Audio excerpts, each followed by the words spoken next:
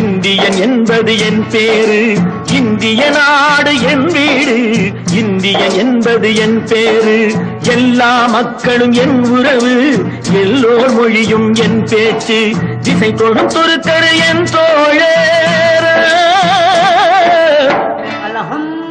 அல்ஹம்துலில்லாஹி ரப்பில் ஆலமீன் அர்-ரஹ்மானிர் ரஹீம்.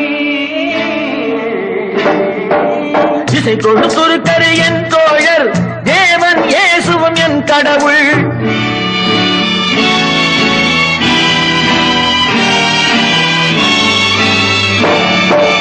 எல்லா மதமும் என் மதமே, ஏதோ எனக்கு சம்மதமே.